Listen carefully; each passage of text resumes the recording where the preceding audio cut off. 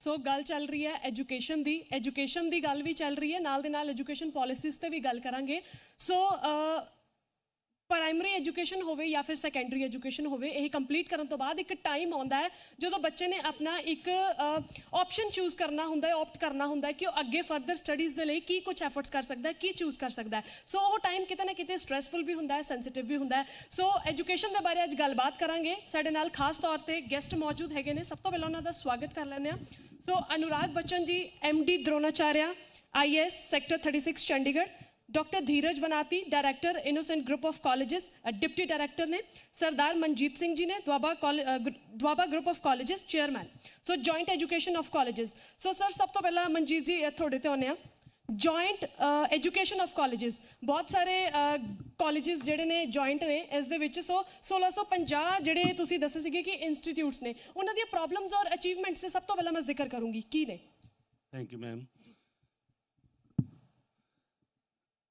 Joint association of colleges JAC registered जी organization है, ये संधू साहब होने गए ने, ये चीफ पैटर्न ने, मैं वह पैटर्न है और दुआबा ग्रुप ऑफ कॉलेजेस वालों मैं बतौर चेयरमैन।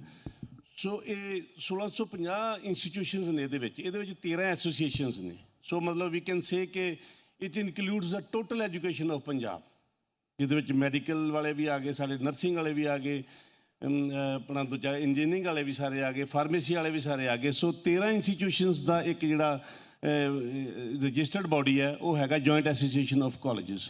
सो मीत साहब नाल भी यही साडी डिस्कशन होंदी पई सी कि असीं तुहाडे नाल एक मीटिंग करनी है। सो मतलब तकरीबन वो टोटैलिटी दे विच सारा कन्वे हो जू इन्हां नूं, जो कुछ भी हुण आपां कन्वे भी कर चुके हैं। वो कहते सी कि मैं चले जाना, टाइम उन्होंने देता सानूं, संत साहब को सानूं दिता टाइम। आपां उहदे विच मैं ये कहना चाहुंदा सी कि यानी जिहड़ी प्राइवेट प्लेयर्स आपां ये जिहड़ियां 13 एसोसीएशनस दे विच जिन्नियां इंस्टीट्यूशनस ने 1650 ने, और 1650 इंस्टीट्यूशनस जिहड़ियां ने ये private unaided self financed providers of the education ने सारे ये। और ये एजुकेशन जिहड़ी है वो मेरा ख्याल है कि ये तकरीबन 4 ਤੋਂ 5 ਲੱਖ के करीब बच्चा इन्हां दे विच एजुकेशन दे रहा। और दी अगर परसेंटेज देखी जाए इट्स मोर दैन 80%।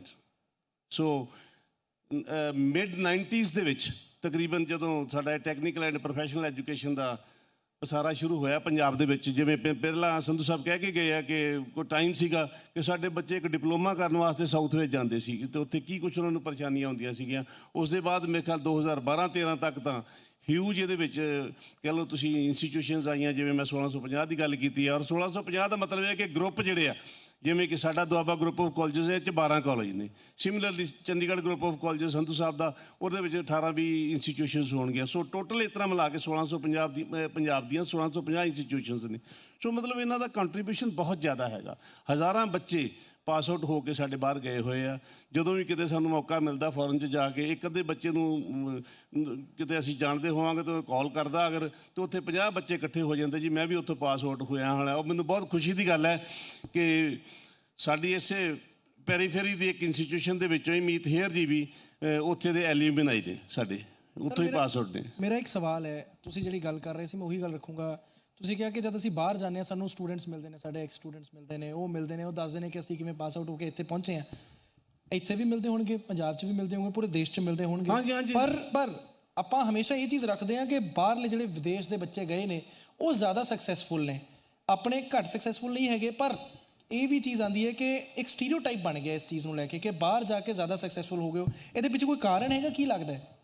नहीं वो मेरा ख्याल मेरे पैनलिस्ट भी बैठे, मैं शायद पहला भी सुनिया इन्होंने बारे जानता भी हाँ। वो ठीक है, एक साडा पंजाबी जिहड़े है ना साडा, मेरे ख्याल काफ़ी पैनलिस्ट ने इस इशू के उत्ते कहा भी हैगा ऑलरेडी भी। सो मतलब साडी एस्पायरेशनस जिहड़ियां ने ना वो बहुत ज़्यादा ने। सो इस करके वो एवेन्यूज़ जिहड़े कि वो साडे बच्चे चाहुंदे ने, वो हालांकि उत्थे जाके उन्होंने पुछीदा भी और नॉस्टैल्जिया जिहड़ा वो तां फील करदे आ पंजाब वाला। कई चीज़ां उन्होंने उत्थे औकड़ां आउंदियां ने, प्रॉब्लम्स आउंदियां ने। पर उही गल है कि 15-20-25 हज़ार वाली नौकरी जिहड़ी है इत्थे, जिहड़ी कि सरकारी दा तां तुसीं मीत हेयर जी भी दाइस तो कह गए ने कि that is not possible. Startups दे विच गल करके गए आ, बहुत अच्छी गल, उही सोल्यूशन हैगा। सैल्फ एम्पलॉयमेंट जिहड़ी आ वो सोल्यूशन हैगा। ਯਾਨੀ ਜੇ ਇਹਨਾਂ ਬੱਚਿਆਂ ਵਾਸਤੇ ਅਗਰ ਤੇ ਇੱਥੇ ਰਹਿ ਕੇ 50,000 ਲੱਖ ਨਵਾਂ ਦੌਰ ਆਇਆ ਸੀ ਤਾਂ ਨਵਾਂ ਦੌਰ ਹੀ ਕਵਾਂਗੇ, ਚੇਂਜ ਲਿਆਂਦੀ ਆ ਆਪਾਂ, ਤਾਂ ਜੇ ਉਹੀ ਬੈਠੇ ਇਹਨਾਂ ਨਾਲ ਗੱਲ ਹੁੰਦੀ ਸੀ ਹਾਇਰ ਐਜੂਕੇਸ਼ਨ ਦੀ ਵੀ, ਇਹਨਾਂ ਕੋਲ ਟੈਕਨੀਕਲ ਐਜੂਕੇਸ਼ਨ ਜਿਹੜੀ ਆ ਭਗਵੰਤ ਮਾਨ ਜੀ ਕੋਲ ਹੈਗੀ ਆ, ਸਾਡੀ ਉਹਨਾਂ ਨਾਲ ਵੀ ਗੱਲ ਹੋਈ ਆ। ਸੋ ਅਜੇ ਥੋੜ੍ਹਾ ਜਿਹਾ ਮਸਰੂਫ ਜ਼ਿਆਦਾ ਹੈਗੇ ਆ, ਉਹਦੀਆਂ ਪਾਲਿਸੀਜ਼ ਜਿਹੜੀਆਂ ਨੇ ਉਹ ਬਣਾਉਣ ਵਾਸਤੇ ਅਸੀਂ ਇਹਨਾਂ ਦੇ ਨਾਲ ਹੋਵਾਂਗੇ, ਕਿਉਂਕਿ ਅਸੀਂ ਬਹੁਤ ਜ਼ਿਆਦਾ ਸਟੇਕ ਹੋਲਡਰ ਹਾਂ। ਅਸੀਂ huge infrastructure and buildings and land which is required for anything that is already there in the Punjab. So what is required is, ਮੈਂ ਤਾਂ ਸਿਰਫ ਇਹਨਾਂ ਨੂੰ ਇਹੀ ਬੈਠਾ ਕਹਿ ਰਿਹਾ ਸੀਗਾ ਕਿ ਦੇਖੋ ਸਾਡੇ ਕੋਲ, ਮੈਂ ਥੋੜ੍ਹਾ ਜਿਹਾ ਲੰਬੀ ਗੱਲ ਕਰ ਰਿਹਾ ਦੂਜੇ ਪੈਨਲਿਸਟ ਨਾਲੋਂ, ਮੈਂ ਸਿੰਪਲ ਗੱਲ ਇਹ ਹੈਗੀ ਕਿ ਸਾਡੇ ਕੋਲ ਝਾਟੀ ਵੀ ਹੈਗੀ ਆ, ਸਾਡੇ ਕੋਲ ਦੁੱਧ ਵੀ ਹੈਗਾ, ਸਿਰਫ ਉਹਨੂੰ ਅੱਛੀ ਜਾਗ ਲਾਉਣ ਦੀ ਲੋੜ ਹੈ। 2013-14 ਤੱਕ ਕਲਾਈਮੈਕਸ 'ਤੇ ਗਿਆ ਸੀ ਸਾਰਾ ਐਜੂਕੇਸ਼ਨ, ਬੱਚੇ ਪਾਸ ਆਊਟ ਵੀ ਹੁੰਦੇ ਸੀ, ਪਲੇਸ ਵੀ ਹੁੰਦੇ ਸੀ, ਭਾਵੇਂ ਇਨ ਇੰਡੀਆ ਐਂਡ ਅਬਰੋਡ ਵੀ ਹੁੰਦੇ ਸੀਗੇ, ਲੇਕਿਨ ਉਸ ਤੋਂ ਬਾਅਦ ਥੋੜ੍ਹਾ ਜਿਹਾ ਟੇਪਰ ਡਾਊਨ, ਰੀਜ਼ਨ ਬੀਇੰਗ ਕਈ ਫੈਕਟਰ, 2-3 ਸਾਲ ਤੋਂ ਬਾਅਦ ਕੋਵਿਡ ਦਾ ਫੈਕਟਰ ਵੀ ਹੈਗਾ ਸੀਗਾ। ਸੋ ਮੇਰਾ ਕਹਿਣ ਤੋਂ ਭਾਵ ਇਹ ਹੈਗਾ ਕਿ ਇਹਨੂੰ ਅਗਰ ਪੋਜ਼ੀਟਿਵਿਟੀ ਦੇ ਨਾਲ, ਕੰਸਟਰਕਟਿਵਿਟੀ ਦੇ ਨਾਲ, ਸਾਨੂੰ ਥੋੜ੍ਹਾ ਜਿਹਾ ਨੈਗੇਟਿਵ ਨਾ ਲੈ ਕੇ ਪ੍ਰਾਈਵੇਟ ਪਲੇਅਰਸ ਜਿਹੜੇ ਅਸੀਂ ਹੈਗੇ ਆ, ਕਿਉਂਕਿ ਮੈਕਸੀਮਮ ਕੰਟਰੀਬਿਊਟਰ ਤੇ ਅਸੀਂ ਹੈਗੇ ਆ, ਔਰ ਇਹਨਾਂ ਨੂੰ ਕੁਝ ਵੀ ਨਹੀਂ ਚਾਹੀਦਾ ਸੀ। ਤੇ ਆ ਸਕਿੱਲ ਸੈਂਟਰ ਦੀ ਗੱਲ ਹੋਈ ਸੀ ਤੇ ਮੀਤ ਹੇਰ ਜੀ ਨੂੰ ਮੈਂ ਕਹਿ ਰਿਹਾ ਸੀ ਕਿ ਕਿਸੇ ਵੀ ਇੰਸਟੀਟਿਊਸ਼ਨ 'ਚ ਤੁਸੀਂ ਕ੍ਰੀਏਟ ਕਰ ਲਓ। ਕਹਿੰਦੇ ਜੀ ਕਿੱਥੇ ਕਰਾਂਗੇ? ਮੈਂ ਕਿਹਾ ਜੀ ਤੁਹਾਡੀ ਆਪਣੀ PTU ਦਾ ਇੱਕ ਮੋਹਾਲੀ ਦੇ ਵਿੱਚ ਐਡਾ ਵੱਡਾ ਇਨਫਰਾਸਟ੍ਰਕਚਰ ਦੇ ਨਾਲ ਉੱਥੇ ਸਾਰਾ ਕੁਝ ਪਿਆ ਹੈਗਾ, ਉੱਥੇ ਬੰਦਾ ਹੀ ਹੈ ਨਹੀਂ। ਸੋ ਤੁਸੀਂ ਉੱਥੇ ਸ਼ੁਰੂ ਕਰ ਲਓ, ਤੁਸੀਂ ਉਹ ਛੱਡੋ, ਤੁਸੀਂ ਦੁਆਬਾ 'ਚ ਕਰ ਲਓ, ਸਾਡੇ ਕੋਲ ਹਿਊਜ ਇਨਫਰਾਸਟ੍ਰਕਚਰ ਹੈਗਾ, ਤੁਹਾਡੇ ਕੋਲ ਆਡੀਟੋਰੀਅਮ ਹਾਲਸ ਹੈਗੇ ਆ, ਸਾਰਾ ਕੁਝ ਕਮੇਟੀ ਹਾਲਸ ਹੈਗੇ ਆ, ਸੰਧੂ ਸਾਹਿਬ ਦੇ ਕਰ ਲਓ, ਕਿਤੇ ਵੀ ਕਰ ਲਓ। ਸਿਰਫ ਇਹ ਹੈਗਾ ਕਿ ਉਹਦੀ ਪਾਲਿਸੀ ਬਣੇ ਅਤੇ ਗਵਰਨਮੈਂਟ ਜਿਹੜੀ ਆ ਉਹਨੂੰ ਪੋਜ਼ੀਟਿਵਿਟੀ ਨਾਲ ਦੇਖੇ, ਕਿਉਂਕਿ ਆਫਟਰ ਆਲ ਸਾਨੂੰ more than 20 years we are in this education, starting from 1998, ਕਿਉਂਕਿ ਐਜੂਕੇਸ਼ਨ ਦਾ ਬਿਗਨਿੰਗ ਆਫ ਦਾ 90s ਦੇ ਵਿੱਚ ਕਹਿ ਲਓ ਸ਼ੁਰੂ ਹੋਇਆ ਸੀਗਾ, ਤਾਂ 97-98 ਦੇ ਅਸੀਂ ਆਏ ਹੋਏ ਹਾਂ। ਸੰਧੂ ਸਾਹਿਬ 4-5 ਸਾਲ ਸਾਡੇ ਤੋਂ ਬਾਅਦ ਵਿੱਚ ਆਏ ਆ। He has gone to the higher to university level ਨੂੰ ਵੀ ਚਲੇ ਗਏ ਆ। ਅਸੀਂ ਸਾਡਾ PTU ਨਾਲ ਜਾਂ ਬੋਰਡ ਨਾਲ ਸਾਰੇ ਰਿਲੇਟਡ ਹੈਗੇ, ਜਿਹੜੇ ਪ੍ਰਾਈਵੇਟ ਇੰਸਟੀਟਿਊਸ਼ਨ 16-50 ਜਿਹੜੀਆਂ ਹੈਗੀਆਂ ਮੈਂ ਤੁਹਾਨੂੰ ਦੱਸਿਆ। ਬਿਲਕੁਲ ਮੇਰਾ ਇੱਕ ਸਵਾਲ ਹੈ ਸਰ ਤੁਹਾਡੇ ਤੋਂ। ਇਨੋਸੈਂਟ ਹਾਰਟਸ ਗਰੁੱਪ ਜਿਹੜਾ ਨਾਂ ਹੈ ਆਰਗੇਨਾਈਜੇਸ਼ਨ ਦਾ, ਬੜਾ ਪਿਆਰਾ ਨਾਂ ਹੈ, ਇਨੋਸੈਂਟ ਮਤਲਬ ਭੋਲੇ ਦਿਲ ਆਪਾਂ ਕਹਿ ਸਕਦੇ ਹਾਂ। ਬਟ ਜਦ ਆਪਾਂ ਐਜੂਕੇਸ਼ਨ ਪੋਲਿਸੀ ਦੀ ਗੱਲ ਕਰਦੇ ਹਾਂ, ਜਿਹੜੀ ਨੈਸ਼ਨਲ ਐਜੂਕੇਸ਼ਨ ਪੋਲਿਸੀ ਹੈ, ਅਸੀਂ ਕੁਝ ਰਿਸਰਚ ਕਰ ਰਹੇ ਸੀ ਕਿ 1948-49 'ਚ ਪਹਿਲੀ ਬਣੀ, ਉਸ ਤੋਂ ਬਾਅਦ ਸੈਕਿੰਡ ਜਿਹੜੀ ਹੈ ਉਹ 1952 'ਚ ਬਣੀ। ਜੇ ਪਹਿਲੀ ਦੀ ਗੱਲ ਕਰੀਏ ਡਾਕਟਰ ਰਾਧਾ ਕ੍ਰਿਸ਼ਨਨ ਕਮੇਟੀ ਬਣੀ ਸੀ, ਉਸ ਤੋਂ ਬਾਅਦ ਫਿਰ ਕੋਠਾਰੀ ਕਮਿਸ਼ਨ ਵੀ ਬਣੀ, ਕਈ ਸਾਰੀਆਂ ਬਣੀਆਂ। ਪਰ ਲੱਗਦਾ ਕਿ ਹੁਣ ਉਸ ਚੀਜ਼ 'ਚ ਫਰਕ ਪੈ ਰਿਹਾ ਹੈ। ਅਸੀਂ ਜੇ ਪ੍ਰੀਐਂਬਲ ਦੀ ਵੀ ਗੱਲ ਕਰਦੇ ਹਾਂ, ਪ੍ਰੀਐਂਬਲ ਦੇ ਕਈ ਸਾਰੇ ਵਰਡਸ ਜਿਹੜੇ ਬਾਹਰੋਂ ਚੱਕੇ ਗਏ ਨੇ, ਬਾਹਰਲੇ ਵਿਦੇਸ਼ਾਂ ਦੇ ਜਿਹੜੇ ਕਨਸਟੀਟਿਊਸ਼ਨ ਉਹਨਾਂ ਤੋਂ ਚੱਕੇ ਗਏ ਨੇ। ਜਿਹੜੀ ਪੋਲਿਸੀ ਹੈ, ਪੋਲਿਸੀ ਮੇਕਿੰਗ ਹੈ, ਉਸ ਦੇ ਪਿੱਛੇ ਰਿਸਰਚ ਹੁੰਦੀ ਹੈ, ਬਹੁਤ ਚੀਜ਼ਾਂ ਹੁੰਦੀਆਂ ਨੇ। ਉਹ ਸਾਰੀ ਰਿਸਰਚ ਬੇਸ ਜਿਹੜੀ ਹੈ ਉਹ ਬਾਹਰਲੀ ਵੀ ਕਿਤੇ ਨਾ ਕਿਤੇ ਆਪਾਂ ਦੇਖ ਸਕਦੇ ਕਿ ਉਹਦੀ ਸ਼ੈਡੋ ਪੈਂਦੀ ਹੈ ਆਪਣੀ ਨਵੀਂ ਐਜੂਕੇਸ਼ਨ ਪੋਲਿਸੀ ਦੇ ਅੰਦਰ। Good afternoon. ਮੈਂ ਪਹਿਲੇ ਤਾਂ ਥੈਂਕਸ ਕਹਿਣਾ ਚਾਹਾਂਗਾ, ਤੁਸੀਂ ਕਿਹਾ ਕਿ ਤੁਹਾਡੇ ਕੋਲ ਕੋਮਲ ਹਿਰਦੇ, innocent hearts. Yes, we have multiple hearts with ਅਸ।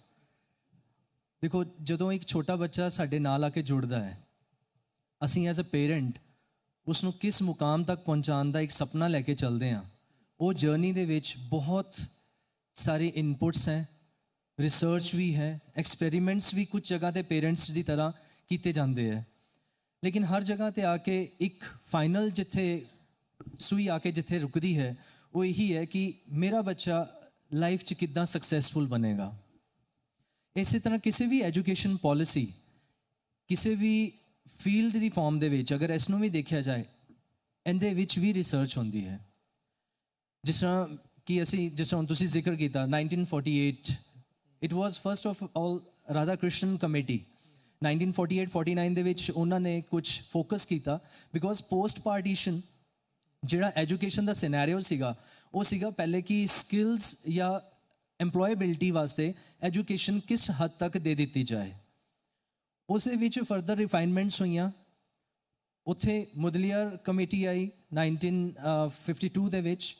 ਉਸ ਤੋਂ ਬਾਅਦ 1964-66 ਦੇ ਟਾਈਮ ਦੇ ਵਿੱਚ ਕੋਠਾਰੀ ਕਮਿਸ਼ਨ ਆਇਆ, ਜਿਨ੍ਹਾਂ ਦਾ ਮੇਨ ਫੋਕਸ ਕੀ ਸੀਗਾ ਕਿ how to give a boost to higher education, ਕਿਉਂਕਿ ਹਾਇਰ ਐਜੂਕੇਸ਼ਨ ਤੋਂ ਬਾਅਦ ਹੀ ਐਮਪਲੋਏਬਿਲਿਟੀ ਬਣਦੀ ਹੈ।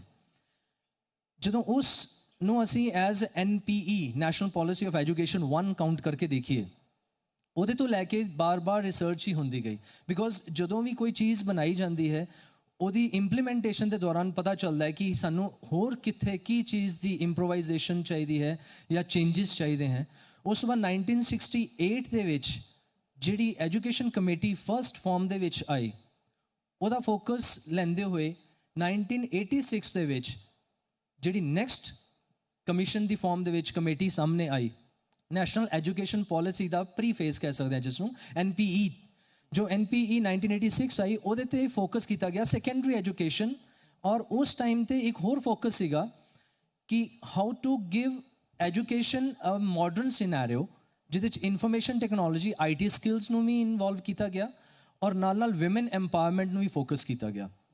ਸੋ ਉਸੇ ਰਿਸਰਚ ਨੂੰ ਕੰਟੀਨਿਊ ਕਰਦੇ ਹੋਏ ਅਗਰ ਅੱਜ ਅਸੀਂ NEP ਦੇ ਬਾਰੇ ਸੋਚੀਏ, NEP 2020 ਜਿਹੜਾ ਕਿ 2016 ਦੇ ਵਿੱਚ ਰਿਸਰਚ ਵਰਕ ਸ਼ੁਰੂ ਹੋਇਆ, it was focused on R on experiences, ਸਾਡੀਆਂ ਪੁਰਾਣੀ policies, the education scenario of the world, ਕਿ ਦੁਨੀਆ ਦੇ ਵਿੱਚ ਜਦੋਂ ਐਜੂਕੇਸ਼ਨ ਪਾਲਿਸੀ ਨੂੰ ਡਿਜ਼ਾਈਨ ਕੀਤਾ ਜਾਂਦਾ ਹੈ, ਐਜੂਕੇਸ਼ਨ ਦੇ ਬਾਰੇ ਸੋਚਿਆ ਜਾਂਦਾ ਹੈ, ਉਦੋਂ ਇੱਕ ਫੋਕਸ ਇਹ ਹੁੰਦਾ ਹੈ ਕਿ ਮੇਰਾ ਬੱਚਾ ਸਿਰਫ ਮੇਰੇ ਵਾਸਤੇ ਨਹੀਂ, ਕਿਆ ਵਰਲਡ ਦੇ ਵਿੱਚ ਵੀ ਗਲੋਬਲੀ ਐਕਸੈਪਟੇਬਲ ਹੈਗਾ। ਇਸ ਚੀਜ਼ ਨੂੰ ਖਿਆਲ ਦੇ ਵਿੱਚ ਰੱਖਦੇ ਹੋਏ NEP 2020 ਜਿਹੜੀ ਹੈ ਉਹ ਡਿਫਾਈਨ ਕੀਤੀ ਗਈ। ਔਰ ਇਹਦੇ ਵਿੱਚ ਰਿਸਰਚ ਤੋਂ ਇਹ ਵੀ ਪਤਾ ਚੱਲਿਆ ਕਿ ਜਿਹੜੀ ਸਾਡੀ ਪਹਿਲੀ ਐਜੂਕੇਸ਼ਨ ਪਾਲਿਸੀ ਜੋ ਇਸ ਵੇਲੇ ਅਜੇ ਚੱਲ ਰਹੀ ਹੈ, ਉਹਦੇ ਵਿੱਚ 6 ਸਾਲ ਤੋਂ 18 ਸਾਲ ਦੀ ਉਮਰ ਤੱਕ ਦੇ ਬੱਚਿਆਂ ਦੇ ਉੱਤੇ ਫੋਕਸ ਸੀਗਾ, ਜਦਕਿ ਬ੍ਰੇਨ ਦੀ ਡਿਵੈਲਪਮੈਂਟ ਜਿਹੜੀ ਹੈ, ਮੈਂ ਥੋੜਾ ਰਿਸਰਚ ਉਹਦੇ ਤੇ ਵੀ ਕੀਤਾ ਸੀਗਾ। ਸੋ ਬ੍ਰੇਨ ਡਿਵੈਲਪਮੈਂਟ ਜਿਹੜੀ ਹੈ ਉਹ ਸਾਇੰਟਿਸਟ ਵੀ ਕਹਿੰਦੇ ਹੈ, ਐਜੂਕੇਸ਼ਨਿਸਟ, ਐਕੈਡੈਮਿਸ਼ੀਅਨਸ ਸਾਰੇ, ਔਰ ਜੋ ਅਸੀਂ ਕਹਿੰਦੇ ਕਿ ਮੈਡੀਕਲ ਟਰਮੀਨੋਲੋਜੀ ਵਿੱਚ ਵੀ ਅਗਰ ਦੇਖਿਆ ਜਾਏ, brain development happens up to the maximum growth happens up to the age of 7। ਇਸ ਚੀਜ਼ ਦਾ ਖਿਆਲ ਕਰਦੇ ਹੋਏ 3 ਸਾਲ ਤੋਂ early childhood care and education ਦਾ ਖਿਆਲ ਕਰਦੇ ਹੋਏ, ECCE ਦਾ ਖਿਆਲ ਕਰਦੇ ਹੋਏ ਉਸ ਨੂੰ ਇਸ ਨਵੀਂ ਐਜੂਕੇਸ਼ਨ ਪਾਲਿਸੀ ਵਿੱਚ ਜਗ੍ਹਾ ਦਿੱਤੀ ਗਈ। ਇਸ ਦੇ ਵਿੱਚ ਮੈਂ ਇੱਕ ਰੈਫਰੈਂਸ ਦੇਣਾ ਚਾਹੂੰਗਾ। ਮੈਂ ਚਾਈਨਾ ਦੀ ਗਵਰਨਮੈਂਟ ਨੂੰ ਸਟੱਡੀ ਕਰ ਰਿਹਾ ਸੀਗਾ।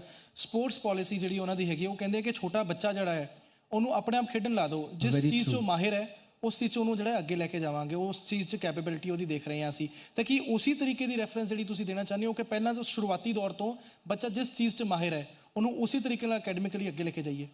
ਬੱਚੇ ਨੂੰ ਜਦੋਂ ਇਨੀਸ਼ੀਅਲ ਈਅਰਸ ਦੇ ਵਿੱਚ ਆਪਣੇ ਆਪ ਤੇ ਛੋੜ ਦਿੱਤਾ ਜਾਂਦਾ ਹੈ, ਕਿਸੇ ਕਰਿਕੂਲਮ 'ਚ ਬੰਨ੍ਹ ਕੇ ਨਹੀਂ, ਖੁੱਲੇ ਵਿੱਚ ਛੋੜ ਦਿੱਤਾ ਜਾਂਦਾ ਹੈ, ਲਰਨਿੰਗ ਔਨ ਵਨਸ ਓਨ, ਉਹ ਬੱਚਾ ਐਕਸਪਲੋਰ ਕਰਦਾ ਹੈ। ਜਦੋਂ ਬੱਚਾ ਐਕਸਪਲੋਰ ਕਰਦਾ ਹੈ, ਜਿਹੜਾ ਉਹਦਾ ਆਬਜ਼ਰਵਰ ਹੈ, ਜਿਹੜਾ ਮਦਰ ਟੀਚਰ ਕਨਸੈਪਟ ਦੇ ਵਿੱਚ ਹੈ, ਜਿਹੜਾ ਉਹਦਾ ਆਬਜ਼ਰਵਰ ਹੈ, ਜਿਹੜਾ ਉਹਦਾ ਸਪੋਰਟਿਵ ਮੈਂਬਰ ਹੈ, ਉਸ ਨੂੰ ਦੇਖ ਕੇ ਪਤਾ ਲਗਾਉਂਦਾ ਹੈ ਕਿ ਇਹਦੀਆਂ ਸਕਿੱਲਸ ਕਿਹੜੇ ਪਾਸੇ ਚੱਲ ਰਹੀਆਂ, ਇਹਦੀ ਡਿਵੈਲਪਮੈਂਟ ਕਿਹੜੇ ਪਾਸੇ ਚੱਲ ਰਹੀ ਹੈ। ਉਸ ਚੀਜ਼ ਨੂੰ ਐਲੀਵੇਸ਼ਨ ਦਿੰਦੇ ਹੋਏ ਬਾਈ ਦਾ ਟਾਈਮ ਦਾ ਚਾਈਲਡ ਰੀਚਿਜ਼ ਗ੍ਰੇਡ 3, ਉਹਦੇ ਕੋਲ literacy and numeracy the capacities according to NEP 2020 ਉਹ ਆ ਜਾਣਗੀਆਂ। ਤੁਸੀਂ ਪਿੱਛੇ ਜੇ ਨੋਟ ਕੀਤਾ ਹੋਏਗਾ ਕਿ ਨੈਸ਼ਨਲ ਲੈਵਲ ਦੇ ਉੱਪਰ NAS ਕੰਡਕਟ ਕੀਤਾ ਗਿਆ, national achievement survey. The main motive for that survey was ਕਿ ਅਸੀਂ ਦੇਖੀਏ ਕਿ ਜਿਹੜਾ ਤੀਸਰੀ ਕਲਾਸ ਵਾਲਾ ਬੱਚਾ ਹੈ ਉਹਨੂੰ ਜੋ ਆਉਣਾ ਚਾਹੁੰਦਾ ਹੈ, ਕਿਆ ਉਹ ਉਹਨੂੰ ਆਉਂਦਾ ਹੈ, ਤਾਂ ਹੀ ਉਹਨੂੰ ਨੈਕਸਟ ਕਲਾਸ ਦੇ ਵਿੱਚ ਅਸੀਂ ਉਹਨੂੰ ਰਾਈਜ਼ ਕਰਕੇ ਲੈ ਕੇ ਜਾਵਾਂਗੇ। ਔਰ ਇਸੇ ਚੀਜ਼ ਵਾਸਤੇ ਜਦੋਂ ਅਸੀਂ ਓਪਰਚੁਨਿਟੀਜ਼ ਦਿੰਦੇ ਹਾਂ ਔਰ ਐਕਸਪੀਰੀਐਂਸ਼ੀਅਲ ਲਰਨਿੰਗ ਦੀ ਓਪਰਚੁਨਿਟੀਜ਼, ਯਾਨੀ ਟੀਚਿੰਗ ਮੈਥਡੋਲੋਜੀ ਡਿਫਰੈਂਟ ਹੈ। ਜਦੋਂ ਛੋਟੇ ਬੱਚਿਆਂ ਨੂੰ ਪੜ੍ਹਾਉਣ ਦਾ ਪਾਰਟ ਹੈ, ਚਾਹੇ ਉਹ ਪ੍ਰੀ ਪ੍ਰਾਇਮਰੀ ਹੈ, primary, middle and secondary level, ਜਦੋਂ ਇਹਨਾਂ ਲੈਵਲਸ ਤੱਕ ਅਸੀਂ ਪੜ੍ਹਾਉਣਾ ਸ਼ੁਰੂ ਕਰਦੇ ਹਾਂ ਬੱਚੇ ਦੀ ਗਰੋਥ ਦੇ ਹਿਸਾਬ ਨਾਲ, ਉੱਥੇ ਸਾਨੂੰ ਦੇਖਣਾ ਪੈਂਦਾ ਹੈ ਕਿ ਬੱਚੇ ਦੇ ਲਰਨਿੰਗ ਟੈਕਨੀਕਸ ਦੇ ਵਿੱਚ ਕੀ ਚੇਂਜ ਚਾਹੀਦੇ ਹੈ। ਹਮੇਸ਼ਾ ਕਿਤਾਬ ਤੋਂ ਲਰਨਿੰਗ ਨਹੀਂ ਹੋ ਸਕਦੀ ਜਦ ਤੱਕ ਉਸ ਲਰਨਿੰਗ ਦੀ, ਉਸ ਕਨਸੈਪਟ ਦੀ, ਉਸ ਸਬਜੈਕਟ ਦੀ ਡੇਲੀ ਲਾਈਫ ਦੇ ਨਾਲ ਯੂਜ਼ੇਬਿਲਿਟੀ ਨਾ ਹੋਏ, ਕਨੈਕਟੀਵਿਟੀ ਨਾ ਹੋਏ। Interconnectivity of subjects is also one of the component. NEP 2020 'ਚ ਇੱਕ ਸਬਜੈਕਟ ਨੂੰ ਦੂਸਰੇ ਨਾਲ ਕਿਸ ਤਰ੍ਹਾਂ ਜੋੜਨਾ ਹੈ ਉਹ ਵੀ ਇਨਕਲੂਡ ਕੀਤਾ ਗਿਆ ਹੈ। ਜੀ ਬਿਲਕੁਲ। ਅਨੁਰਾਗ ਜੀ, ਮੇਰਾ ਕੁਐਸਚਨ ਤੁਹਾਡੇ ਤੋਂ ਹੈ ਕਿ IAS ਰਿਕੁਆਇਰਮੈਂਟ ਸਭ ਤੋਂ ਪਹਿਲਾਂ ਮੈਂ ਤੁਹਾਡੇ ਤੋਂ ਜਾਣਨਾ ਚਾਹੂੰਗੀ, ਔਰ ਇਸ ਤੋਂ ਬਾਅਦ EQ ਜਿਹੜੀ ਟਰਮ ਹੈ, EQ ਜਦੋਂ ਲੋ ਹੋ ਜਾਂਦਾ, ਰਿਲੇਸ਼ਨਸ਼ਿਪਸ ਇੰਬੈਲੈਂਸ ਹੋ ਜਾਂਦੇ ਨੇ ਸਟੱਡੀਜ਼ ਦੇ ਨਾਲ। ਸੋ ਇਹਦੇ ਬਾਰੇ ਤੁਸੀਂ ਕੀ ਕਹਿੰਦੇ ਹੋ? ਮਨਪ੍ਰੀਤ ਜੀ, IAS ਦੀ ਰਿਕੁਆਇਰਮੈਂਟ ਸਭ ਤੋਂ ਪਹਿਲਾਂ ਜਿਸ ਤਰ੍ਹਾਂ ਸਰ ਨੇ ਕਿਹਾ ਕਿ ਦੁੱਧ ਸਾਡੇ ਘਰੇ ਹੈ, ਉਹਨੂੰ ਸਹੀ ਜਾਗ ਲਾਉਣ ਦੀ ਲੋੜ ਹੈ, ਦਹੀਂ ਜੰਮ ਜਾਏਗਾ। ਔਰ ਸਰ ਨੇ ਵੀ ਕਿਹਾ ਕਿ ਇੰਟਰਕਨੈਕਟਿਡਨੈਸ ਆਫ ਵੇਰੀਅਸ ਸਬਜੈਕਟਸ ਨੂੰ ਸਮਝਣਾ ਬਹੁਤ ਜ਼ਰੂਰੀ ਹੈ। ਇਹ ਦੋਨੋਂ ਹੀ ਚੀਜ਼ਾਂ IAS ਦੇ ਨਾਲ ਬਹੁਤ ਜ਼ਿਆਦਾ ਰਿਲੇਵੈਂਟ ਹੈ। ਇੰਟਰਕਨੈਕਟਿਡਨੈਸ ਆਫ ਵੇਰੀਅਸ ਸਬਜੈਕਟਸ ਜੋ ਹੈ, ਇਹਦੇ ਨਾਲ ਹੀ ਡੈਪਥ ਆਫ ਦੀ ਅੰਡਰਸਟੈਂਡਿੰਗ ਬਣਦੀ ਹੈ। ਮੈਂ ਇਹਨਾਂ ਦੇ ਆਨਸਰ ਤੋਂ ਹੀ ਆਪਣਾ ਆਨਸਰ ਡਿਰਾਈਵ ਕਰ ਰਿਹਾ। ਔਰ IAS ਦਾ ਜਿਹੜਾ ਸਿਲੇਬਸ ਹੈ ਉਹਦੇ ਵਿੱਚ ਇਹ ਵੈਰੀ ਕਲੀਅਰਲੀ ਮੈਂਸ਼ਨਡ ਹੈ ਕਿ this exam is meant for testing the basic intellectual traits and depth of the understanding of the candidate. Interconnectedness ਨਾਲ ਹੀ ਡੈਪਥ ਬਣਨੀ ਹੈ। ਹੁਣ ਤੁਸੀਂ ਗੱਲ EQ ਦੀ ਕੀਤੀ ਹੈ। ਦੇਖੋ, ਸਾਡਾ ਜਿਹੜਾ ਐਜੂਕੇਸ਼ਨ ਸਿਸਟਮ ਹੈ, ਸਕੂਲ ਹੈ, ਕਾਲਜ ਹੈ, ਉਹਦੇ ਵਿੱਚ ਸਾਡਾ ਬਹੁਤ ਜ਼ਿਆਦਾ ਜਿਹੜਾ ਸਟ੍ਰੈਸ ਹੈ, ਜਿਹੜਾ ਬਹੁਤ ਜ਼ਿਆਦਾ ਜ਼ੋਰ ਸਾਡਾ ਲੱਗਿਆ ਹੋਇਆ ਉਹ IQ ਡਿਵੈਲਪਮੈਂਟ ਤੇ। ਸਾਡੇ ਕੋਲ ਵੀ ਜਦੋਂ ਬੱਚਾ ਆਉਂਦਾ ਹੈ IAS ਕੋਚਿੰਗ ਲਈ ਤਾਂ ਉੱਥੇ ਵੀ ਉਹਦਾ ਜਿਹੜਾ ਸੋਲ ਇੱਕ ਏਮ ਹੁੰਦਾ ਕਿ ਮੇਰਾ IQ ਡਿਵੈਲਪ ਹੋ ਜੇ, ਮੈਂ ਰੱਟਾ ਮਾਰ ਲਾਂ, ਚੀਜ਼ਾਂ ਨੂੰ ਯਾਦ ਕਰ ਲਾਂ। ਸਰ ਨੇ ਕਿਹਾ ਕਿ 3 ਸਾਲ ਤੱਕ ਜੇ ਬੱਚੇ ਨੂੰ ਅਸੀਂ ਦੇਖਦੇ ਹਾਂ ਕਿ ਜੋ 3 ਸਾਲ ਦੇ ਬੱਚੇ ਨੂੰ ਆਉਣਾ ਚਾਹੀਦਾ ਕੀ ਉਸ ਨੂੰ ਆਉਂਦਾ ਹੈ। ਮੈਂ ਵੀ ਤੁਹਾਡਾ ਧਿਆਨ ਇੱਧਰ ਹੀ ਦਿਵਾਉਣਾ ਚਾਹੂੰਗਾ ਰਾਧਾ ਸਾਰਿਆਂ ਦਾ ਕਿ ਜੋ ਗ੍ਰੈਜੂਏਟ ਹੈ ਔਰ ਜੋ ਇੱਕ ਗ੍ਰੈਜੂਏਟ ਨੂੰ ਆਉਣਾ ਚਾਹੀਦਾ ਹੈ ਕੀ ਉਸ ਨੂੰ ਆਉਂਦਾ ਹੈ, ਕੀ ਅਸੀਂ ਉਸ ਦੇ ਵਿੱਚ ਉਹ ਕੁਆਲਿਟੀਜ਼ ਪੈਦਾ ਕਰ ਪਾਏ ਹਾਂ। ਅੱਜ ਅਸੀਂ ਸਕਿੱਲ ਸੈੱਟ ਦੀ ਗੱਲ ਕੀਤੀ, ਅਸੀਂ ਫੋਰਨ ਦੀ ਗੱਲ ਕੀਤੀ। ਮੈਂ ਤੁਹਾਡਾ ਜਿਹੜਾ ਧਿਆਨ ਹੈ EQ ਵੱਲ ਜ਼ਿਆਦਾ ਲੈ ਕੇ ਜਾਣਾ ਚਾਹੂੰਗਾ ਕਿ ਬੱਚਾ ਇਸ ਏਜ ਦੇ ਵਿੱਚ ਗ੍ਰੈਜੂਏਟ ਹੋ ਗਿਆ, IAS ਦੀ ਕੋਚਿੰਗ ਕਰਨ ਲੱਗ ਗਿਆ ਔਰ ਉੱਥੇ ਇਹਦੇ ਵੀ ਅੱਗੇ 2 ਐਸਪੈਕਟ ਹੈ, ਇੱਕ ਡਿਪਰੈਸ਼ਨ ਵੱਲ ਜਾਂਦਾ, ਇੱਕ ਮੇਨੀਆ ਵੱਲ ਜਾਂਦਾ। ਏਜ ਇਸ ਤਰ੍ਹਾਂ ਦੀ ਹੈ, ਸਾਰੇ ਐਗਰੀ ਕਰਨਗੇ, ਉਸਨੇ ਰਿਲੇਸ਼ਨਸ਼ਿਪ ਦੇ ਵਿੱਚ ਪਿਆ, ਪ੍ਰਪੋਜ਼ ਕੀਤਾ, ਨਾ ਹੋ ਗਈ, ਡਿਪਰੈਸ਼ਨ। ਰਿਲੇਸ਼ਨਸ਼ਿਪ ਚੱਲ ਰਿਹਾ ਹੈ, ਕੋਈ ਬ੍ਰੇਕਅਪ ਹੋ ਗਿਆ, ਕੋਈ ਫਰੈਂਡਸ਼ਿਪ ਟੁੱਟ ਗਈ, ਡਿਪਰੈਸ਼ਨ। ਅੱਜ ਕੱਲ੍ਹ ਡਿਪਰੈਸ਼ਨ ਜਿਹੜਾ ਹੈ ਇੱਕ ਬਹੁਤ ਵੱਡੀ ਹੈਵੀ ਟਰਮ ਹੈ ਜੋ ਕਿ ਅੱਜ ਕੱਲ੍ਹ ਦੇ ਦਿਨ ਦੇ ਵਿੱਚ ਅਸੀਂ ਦੇਖਦੇ ਹਾਂ ਕਿ ਡਿਪਰੈਸ਼ਨ ਸੈਡਨੈਸ ਦਾ ਇੱਕ ਪ੍ਰਾਈਵਾਚੀ ਬਣ ਗਿਆ। ਬੱਚਾ ਸੈਡ ਹੁੰਦਾ ਹੈ ਲੇਕਿਨ ਅਸੀਂ ਟਰਮ ਯੂਜ਼ ਕਰਦੇ ਹਾਂ ਡਿਪਰੈਸ਼ਨ। ਇਜ਼ ਇਟ ਟਰੂ ਕਿ ਹੀ ਇਜ਼ ਰੀਅਲੀ ਡਿਪਰੈਸਡ? ਹੁਣ ਇਹਦੇ ਲਈ ਅਸੀਂ ਉਹਨੂੰ ਤਿਆਰ ਨਹੀਂ ਕਰ ਪਾਏ। ਗ੍ਰੈਜੂਏਸ਼ਨ ਤੱਕ ਜਾਂਦੇ ਜਾਂਦੇ ਅਸੀਂ ਉਸ ਨੂੰ ਇਮੋਸ਼ਨਲ ਮੈਨੇਜਮੈਂਟ ਨਹੀਂ ਸਿਖਾ ਪਾਏ। ਇੱਕ ਛੋਟਾ ਜਿਹਾ ਕਿੱਸਾ ਹੈ, ਚੰਦਰਗੁਪਤ ਮੌਰਿਆ ਦੇ ਗੁਰੂ ਸੀਗੇ ਚਾਣਕਿਆ। ਜਦੋਂ ਚੰਦਰਗੁਪਤ ਮੌਰਿਆ ਇਸ ਏਜ ਦੇ ਵਿੱਚ ਪਹੁੰਚੇ ਤੇ ਉਹ ਵੀ ਰਿਲੇਸ਼ਨਸ਼ਿਪ ਵੱਲ ਤੁਰੇ, ਉਹ ਵੀ ਪ੍ਰੇਮ ਪ੍ਰਸੰਗ ਵੱਲ ਤੁਰੇ ਤੇ ਉੱਥੇ ਚੰਦਰਗੁਪਤ ਨੇ ਐਸੀਆਂ ਗੱਲਾਂ ਕਰਨੀਆਂ ਸ਼ੁਰੂ ਕੀਤੀਆਂ ਕਿ ਮੈਨੂੰ ਇਹ ਹਵਾएं ਬੜੀ ਅੱਛੀ ਲੱਗ ਰਹੀ ਹੈ, ਮੈਨੂੰ ਇਹ ਪੱਤੇ, ਮੈਂ ਕਿਉਂ ਲੜਾਂ ਕਿਸੇ ਨਾਲ, ਮੈਂ ਕਿਉਂ ਵਾਰੀਅਰ ਬਣਾ। ਤਾਂ ਇਸ ਦਾ ਜ਼ਿੰਮਾ ਚਾਣਕਿਆ ਨੇ ਚੱਕਿਆ। ਹੀ ਸੈਡ ਕਿ ਇਹ ਲਾਈਫ ਦਾ ਇੱਕ ਬਹੁਤ ਇੰਪੋਰਟੈਂਟ ਤੇ ਕਾਮਨ ਐਸਪੈਕਟ ਹੈ ਔਰ ਮੈਂ ਐਜ਼ ਅ ਟੀਚਰ ਫੇਲ ਹੋ ਗਿਆ ਜੋ ਮੈਂ ਤੈਨੂੰ ਸਿਖਾ ਨਹੀਂ ਸਕਿਆ ਕਿ ਇਸ ਨੂੰ ਕਿਸ ਤਰ੍ਹਾਂ ਹੈਂਡਲ ਕਰਨਾ ਹੈ। ਰਿਲੇਸ਼ਨਸ਼ਿਪ ਫੇਲਿਅਰ, ਬੱਚਾ ਸੈਡ। पेरेंट्स ने कुछ कहता, बच्चा सैड। टीचर्स ने कुछ कहता, बच्चा सैड। साडा एजुकेशन सिस्टम स्कूल लैवल ते या कॉलेज लैवल ते की एफर्ट्स कर रहा है बच्चे नूं इमोशनल मैनेजमेंट सिखाउण दे लई। दूसरा एस्पैक्ट जिहड़ा ये तो चलो सैडनेस और डिप्रैशन वाला हो गया, एक जिहड़ा मेनिया वल जांदा है, बच्चे ने गाना सुनिया, मूवी देखी और वो ये नहीं समझ रहा कि इसका परपस जो है वो सिर्फ एक एंटरटेनमेंट है। वो अपने आप को नाल रिलेट करना शुरू कर दिता, उन्हें इंटरपर्सनल स्किल्स को चंगी तरह समझ नहीं पाया। वो गाना सुनता है, उन्होंने लगता है गाना मेरे लिए ही है, ये गाने का हीरो सूत्रधार मैं हाँ। और ਉਹਦੇ ਵਿੱਚ ਉਹ ਮੈਨੀਅਕ ਹੁੰਦਾ। ਉਹ ਅਸੀਂ ਬੱਚਾ ਛੋਟਾ ਬੱਚਾ ਕਾਰਟੂਨ ਦੇਖਦਾ ਹੈ, ਨਹੀਂ ਡੋਰੇਮੋਨ ਦੇਖਦਾ ਹੈ, ਸ਼ਿਨਚੈਨ ਦੇਖਦਾ ਹੈ। ਉਹ ਛੋਟੇ ਬੱਚੇ ਨੂੰ ਵੀ ਇਸ ਗੱਲ ਦਾ ਪਤਾ ਹੈ ਕਿ ਮੈਂ ਇਸ ਕਾਰਟੂਨ ਨੂੰ ਕਾਪੀ ਨਹੀਂ ਕਰਨਾ, ਇਹ ਸਿਰਫ ਔਰ ਸਿਰਫ ਐਂਟਰਟੇਨਮੈਂਟ ਪਰਪਸ ਲਈ ਹੈ। ਲੇਕਿਨ ਉਹੀ ਬੱਚਾ ਐਜੂਕੇਸ਼ਨ ਲੈਣ ਤੋਂ ਬਾਅਦ ਜਦੋਂ ਵੱਡਾ ਹੋ ਜਾਂਦਾ ਹੈ, ਉਸ ਟਾਈਮ ਤੇ ਉਸਨੂੰ ਇਹ ਗੱਲ ਸਮਝਣ ਦੇ ਵਿੱਚ ਦਿੱਕਤ ਆਉਂਦੀ ਹੈ ਕਿ ਇਹ ਜਿਹੜਾ ਗਾਣਾ ਹੈ ਜਾਂ ਮੂਵੀ ਹੈ ਐਂਟਰਟੇਨਮੈਂਟ ਪਰਪਸ ਲਈ ਹੈ। ਔਰ ਸਾਡਾ ਜਿਹੜਾ ਬੱਚਾ ਹੈ ਕਿਤੇ ਨਾ ਕਿਤੇ ਇਮੋਸ਼ਨਲ ਮੈਨੇਜਮੈਂਟ ਇਹੀ ਮੇਨੀਆ ਜਾਂ ਇਹੀ ਡਿਪਰੈਸ਼ਨ, ਇਹੀ ਸੈਡਨੈਸ ਦੇ ਵਿੱਚ ਫਸਿਆ ਹੋਇਆ ਹੈ। ਸਾਨੂੰ ਐਜੂਕੇਸ਼ਨ ਸਿਸਟਮ ਦੇ ਵਿੱਚ ਕਿਤੇ ਨਾ ਕਿਤੇ ਇਹ ਸਾਰੀਆਂ ਚੀਜ਼ਾਂ ਇਨਕਲੂਡ ਕਰਨੀਆਂ ਪੈਣਗੀਆਂ ਕਿ ਉਹ ਇਮੋਸ਼ਨਲ ਮੈਨੇਜਮੈਂਟ ਨੂੰ, ਸਟ੍ਰੈਸ ਮੈਨੇਜਮੈਂਟ ਨੂੰ, ਡਿਪਰੈਸ਼ਨ ਮੈਨੇਜਮੈਂਟ ਨੂੰ ਸਿੱਖ ਸਕੇ। ਸਰ ਤੁਸੀਂ ਬਹੁਤ ਵਧੀਆ ਇੱਕ ਗੱਲ ਛੇੜੀ ਹੈ, ਸ਼ਾਇਦ ਕੋਈ ਛੇੜਦਾ ਨਹੀਂ ਹੈ ਇਹ ਗੱਲ। ਤੇ ਅਸੀਂ ਨੈਸ਼ਨਲ ਪਾਲਿਸੀ ਦੀ ਗੱਲ ਕਰ ਰਹੇ ਸੀਗੇ, ਅਸੀਂ ਕਈ ਗੱਲਾਂ ਕੀਤੀਆਂ, ਪਰ ਮੈਂ ਓਬਜ਼ਰਵ ਕਰ ਰਿਹਾ ਸੀ ਕਈ ਬੱਚਿਆਂ ਦੇ ਜਿਹੜੀ ਤੁਸੀਂ ਗੱਲ ਕੀਤੀ ਹੈ ਕੰਨ ਖੜੇ ਹੋ ਗਏ, ਇੱਕ ਦੂਜੇ ਨੂੰ ਦੇਖ ਕੇ ਸਮਾਈਲਾਂ ਜ਼ਰੂਰ ਪਾਸ ਕਰ ਰਹੇ ਸੀ। ਜਦ ਡਿਪਰੈਸ਼ਨ ਦੀ ਗੱਲ ਕਰ ਰਹੀ ਸੀ, ਗਾਣਿਆਂ ਦੀ ਗੱਲ ਕਰ ਰਹੇ ਸੀ, ਬ੍ਰੇਕਅਪਸ ਦੀ ਗੱਲ ਕਰ ਰਹੇ ਸੀ। ਪਰ ਲੱਗਦਾ ਨਹੀਂ ਕਿ ਇਹ ਜਿਹੜੀ ਆਪਾਂ ਐਜੂਕੇਸ਼ਨਲ ਪਾਲਿਸੀ ਦੀ ਗੱਲ ਕਰਦੇ ਹਾਂ, ਇਹ ਚੀਜ਼ਾਂ ਉਹਦੇ ਵਿੱਚ ਵੀ ਮੈਂਸ਼ਨ ਹੋਣੀਆਂ ਚਾਹੀਦੀਆਂ ਨੇ ਕਿ ਕਿਸ ਤਰੀਕੇ ਨਾਲ ਬੱਚਾ ਜਿਹੜਾ ਹੈ ਉਹ ਆਊਟ ਆਫ ਫੋਕਸ ਨਾ ਹੋ ਜਾਏ, ਉਹ ਆਪਣਾ ਕਰੀਅਰ ਵਾਈਜ਼ ਫੋਕਸ ਹੀ ਰਹੇ। ਦੇਖੋ ਜੀ, ਪੰਜਾਬ ਦੇ CM ਸਰਦਾਰ ਭਗਵੰਤ ਮਾਨ ਜੀ ਨੇ ਵੀ ਇਹ ਗੱਲ ਕਹੀ ਸੀ। ਪਿੱਛੇ ਮੈਂ ਉਹਨਾਂ ਦਾ ਇੱਕ ਸਪੀਚ ਸੁਣ ਰਿਹਾ ਸੀ, ਉਹਨਾਂ ਨੇ ਉੱਥੇ ਮੈਂਸ਼ਨ ਕੀਤਾ ਸੀ ਕਿ ਦਿੱਲੀ ਦੇ ਵਿੱਚ ਉਹ ਕਿਸੇ ਸਕੂਲ ਦੇ ਵਿੱਚ ਗਏ ਅਤੇ ਜਿੱਥੇ ਬੱਚਿਆਂ ਨੂੰ ਉਹ ਐਪਰੀਸ਼ੀਏਟ ਕਰ ਰਹੇ ਨੇ ਕਿਸ ਚੀਜ਼ ਲਈ ਕਿ ਬੱਚਿਆਂ ਦੇ ਕੌਨਫੀਡੈਂਸ ਲੈਵਲ ਬਹੁਤ ਹਾਈ ਸੀ ਕਿ ਉਸ ਬੱਚੇ ਨੇ 2 ਸਟੇਟਸ ਦੇ ਚੀਫ ਮਿਨਿਸਟਰਸ ਨੂੰ ਕਿਹਾ ਕਿ ਜੇ ਤੁਸੀਂ ਸਾਡੇ ਨਾਲ ਫੋਟੋ ਖਿਚਵਾਉਣੀ ਚਾਹੁੰਦੇ ਹੋ ਤਾਂ ਖਿਚਵਾ ਸਕਦੇ ਹੋ।